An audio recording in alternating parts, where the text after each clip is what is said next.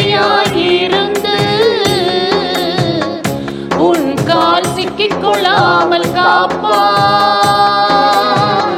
கர்த்தருந்தன் நம்பிக்கையாயிருந்து உன் கால் சிக்கிக் கொள்ளாமல் காப்பார். அவர் உன்னை வேடனுடைய கண்ணிக்கும்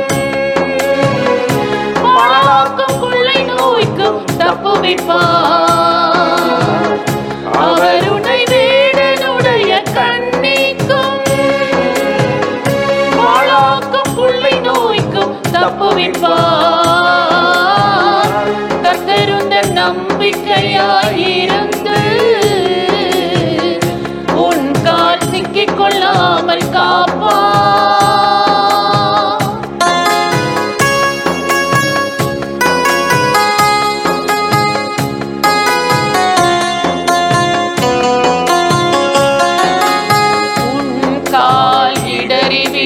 விடமாட்டார்.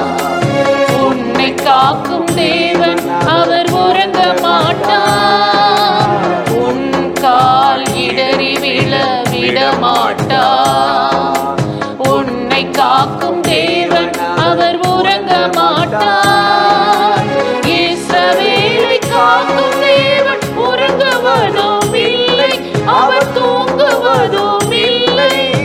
இஸ்ரவேலை காக்கும் தேவன் உறங்குவதும் இல்லை, அவர் தூங்குவதும் இல்லை. உனது பக்கம் நிழலாக இருக்கிறார். உனது பக்கம் நிழலாக இருக்கின்றார். கர்த்தருந்தன் நம்பிக்கையாயிருந்து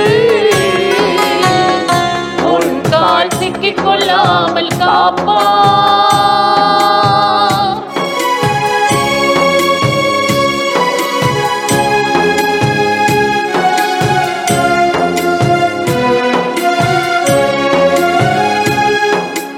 கர்த்தருன்னை எப்பொழுதும் காக்கிறவர், வெயிலும் நிலவும் உன்னை சேதப்படுத்துவதில்லை. கர்த்தருன்னை எப்பொழுதும் காக்கிறவர், வெயிலும் நிலவும் உன்னை சேதப்படுத்துவதில்லை. எல்லா தீங்குக்கும் விலக்கி உன்னை காத்திடுவார். உன் ஆத்துமாவை காப்பார். எல்லா தீங்குக்கும் விலக்கி உன்னை காத்திடுவார். உன் ஆத்துமாவை காப்பார். போக்குவரவை இது முதற் கொண்டு காத்திடுவார். போக்குவரவை இது முதற் கொண்டு காத்திடுவார். கர்த்தருந்தன் நம்பிக்கையாயிருந்து உன் கால் சிக்கிக் கொள்ளாமல் காப்பார்.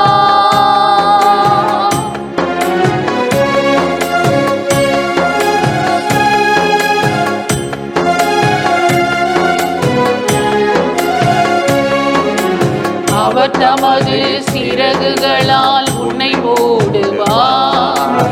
செட்டையின் கீழே அடைக்கலம் நீ புகுந்திடுவார். அவர் தமது சிறகுகளால் உன்னை மூடுவார். செட்டையின் கீழே அடைக்கலம் நீ புகுந்திடுவார். இரவின் பயம் பகலின் அம்பு எதற்கும் பயம் இல்லை, அவை அணுகுவதும் இல்லை. இரவின் பயம் பகலின் அம்பு எதற்கும் பயம் இல்லை, அவை அணுகுவதும் இல்லை. உன்னதமான கர்த்தரை உனக்கு தாபரமாய் கொண்டார்.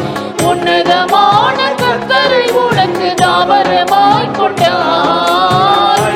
கர்த்தருந்தன் நம்பிக்கையாயிருந்து உன் கால் சிக்கிக் கொள்ளாமல் காப்பார். கர்த்தருந்தன் நம்பிக்கையாயிருந்து உன் கால் சிக்கிக் கொள்ளாமல் காப்பார். அவர் உன்னை வேடனுடைய கண்ணிக்கும் பாழாக்கும் கொள்ளை நோய்க்கும் தப்புவிப்பார். அவர் உன்னை வேடனுடைய கண்ணிக்கும்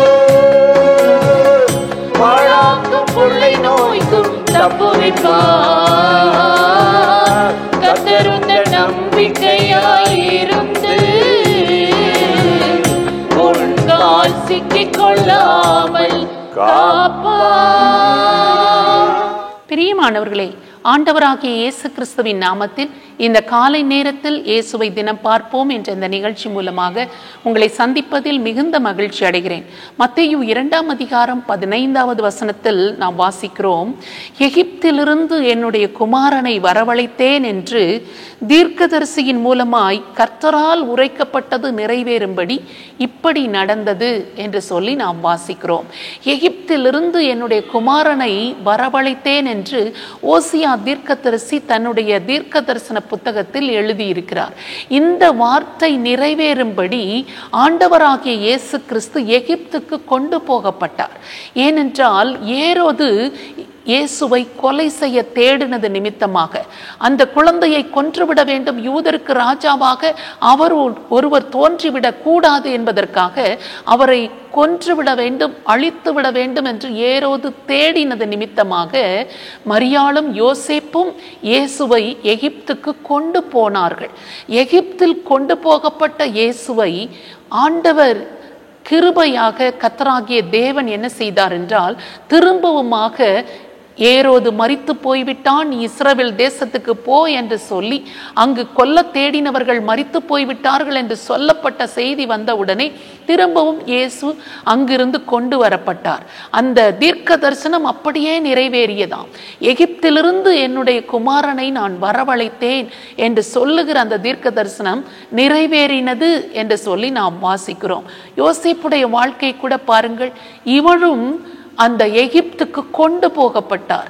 மற்ற மனிதர்களுடைய பகையினால, பொறாமையினால, எரிச்சலினால, அவன் உயர்ந்து விடக்கூடாது என்ற எண்ணத்தினால அவனை எகிப்துக்கு கொண்டு போனார்கள், விற்றுவிட்டார்கள். அவன் எகிப்துக்கு கொண்டு போகப்பட்டான். ஆண்டவராகிய இயேசு கிறிஸ்து எகிப்துக்கு கொண்டு போகப்பட்டது போல யோசேப்பு கொண்டு போகப்பட்டான். ஆனால் திரும்பவுமாக யாக்கோப்பின் கோத்திரம் முழுவதும் எகிப்திலிருந்து கானானை நோக்கி வழிநடத்தப்பட்டார்கள், மோசே மூலமாக கொண்டு வரப்பட்டார்கள் என்றெல்லாம் வேதத்தில் வாசிக்கிறோம். இன்றைக்கு நம்முடைய வாழ்க்கையிலும் ஏதோ ஒரு சூழ்நிலையினால் நாம் எகிப்துக்கு போனவர்களாக இருந்தாலும், அல்லது எகிப்துக்காக கொண்டு போகப்பட்டவர்களாக இருந்தாலும், எகிப்து என்று சொல்லுகிற போது ஏதோ ஒரு பாவ வல்லமை, சாபம், சத்துருவின் போராட்டம், இவைகள் எல்லாவற்றையும் நாம் சொல்லலாம்.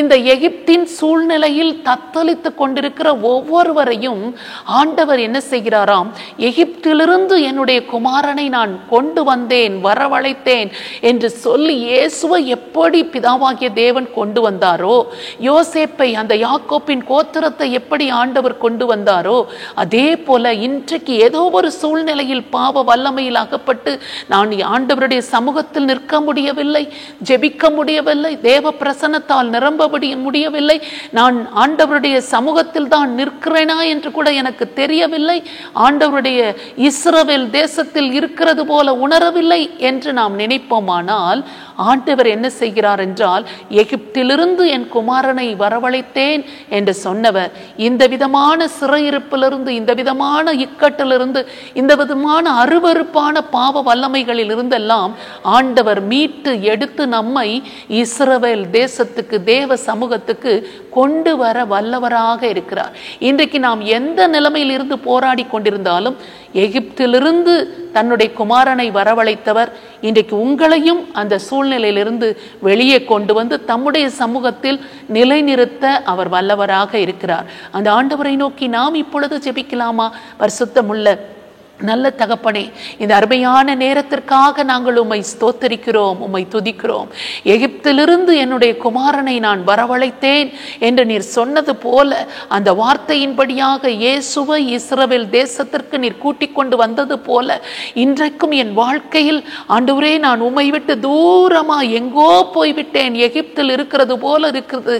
பாவ வல்லமை, சாப வல்லமை, ஏதோ ஒரு போராட்டம், ஏதோ ஒரு பிரச்சனையில் நான் சிக்கி சிறையிருப்பில் இருக்கிறது போல போல இருக்கிறேன் என்று தத்தளித்துக் கொண்டிருக்கிற ஒவ்வொருவருக்காகவும் நாங்கள் ஜெபிக்கிறோம். எகிப்திலிருந்து உம்முடைய குமாரனை வரவழைத்த கர்த்தர் இப்பொழுதும் எந்த வல்லமையில் அகப்பட்டு அவர்கள் போராடி கொண்டிருக்கிறார்களோ அதிலிருந்து அவர்களை மீட்டு வெளியே கொண்டு வந்து உம்முடைய சமூகத்தில் நிலைநிறுத்தி கொள்ள வேண்டும் என்று சொல்லி இயேசு கிறிஸ்துவின் நாமத்தில் ஜெபிக்கிறோம் நல்ல பிதாவே, ஆமென். இந்த நிகழ்ச்சி உங்களுக்கு மிகுந்த ஆசீர்வாதமாய் இருந்திருக்கும் என்று நிச்சயமாய் நாங்கள் நம்புகிறோம். நீங்கள் பெற்ற நன்மைகளை எங்களோடு கூட பகிர்ந்து கொள்ளுங்கள், மற்றவர்களுக்கும் சொல்லுங்கள். கர்த்தர் உங்களை ஆசீர்வதிப்பாராக. ஆமென்.